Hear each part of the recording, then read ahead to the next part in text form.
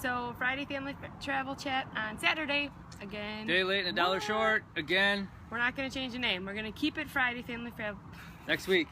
Friday. Let's do it next week. Yes, next week. We will do it on Friday. Same bat time, same bat channel. Friday mornings. We didn't do it yesterday because we were out on the Fury water adventure in Key West, which was absolutely amazing. Epic. And awesome. 6 hours on a boat, parasailing, jet skiing, snorkeling.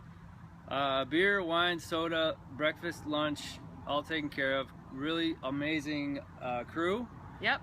Captain kept us safe. We had some weather issues, but we got off, we did it, and it was a lot of fun. Kids really enjoyed it. Yeah, it was. If you're coming down to the Florida Keys, we highly recommend it. Again, 6 hours out in the water, doing all that fun stuff, and the kids had an awesome time as well. So what we want to talk about today was that idea of traveling in the off season and what we've noticed, especially since being here in the Keys.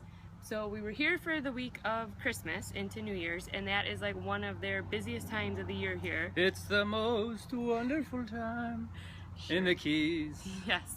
No. It was super, super busy, so that meant that beaches were packed, activities were packed. It was just unreal how busy it was. Still enjoyable. I mean, we're in paradise. Can't complain about that. Now that we've noticed, since a lot of the majority of the U.S. is back in school with the kids, is that when we're doing these activities, there's a lot of international travelers on it. And there's a few kids here and there, but for the most part, it's adults. So we, on the boat yesterday, there was like, I think like maybe 10 kids, and we have 4, so yeah, we were the majority of them. So again, it just makes things like just a slower pace, and obviously adults doing activities aren't gonna have as many issues and things like that, so it just makes the whole experience much calmer. We get a lot of looks. We get a lot of looks, a lot of questions, but it's all good. People were super nice about it.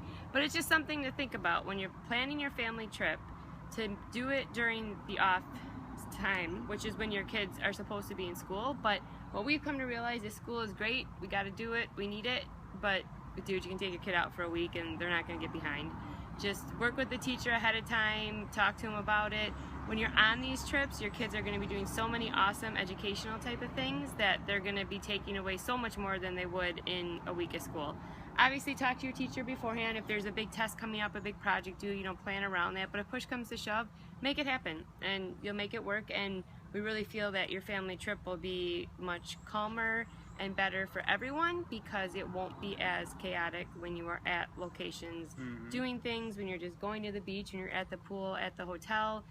We've gotten spoiled, so now when we go to somewhere and we're swimming and there's like 50 other people in the pool, we're like, dude, what are all these people doing here? When normally there's like 15 of us, in the pool or something like that. So the other thing is, in the off season, it's cheaper most of the time. You get better deals on hotels, attractions, because they don't have the tourists coming in like they normally do in the U.S. off season or main season. Which again makes it that then you can take more trips throughout the year if your trips can cost less. So we will stand up and we will say that your kids will get a lot.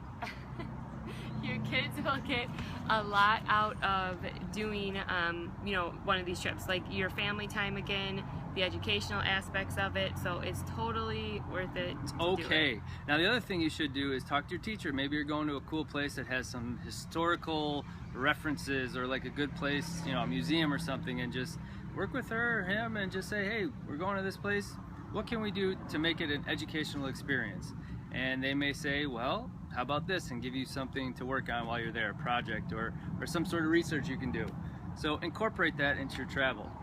Yeah, and then that'd also make the teacher realize that you're realizing it's a big deal. You're taking them out of school, so you're not just pulling them for the fun of it, but you want to make the most out of it. But again, your family time is more important than pretty much everything. At least the way we look at it is that your bond you build with your family and with your kids should by far be at the top of your list. So, and family travel is just such an amazing way to do that. So we say book it, take it, do it. Don't miss spring break, because of course that's fun too, but that is such a different feel and vacation than if you go, let's say, at the end of January. So we say do it. Do it. All right. All right. Catch you guys later. See you next Saturday. Bye. No, Friday. Kidding.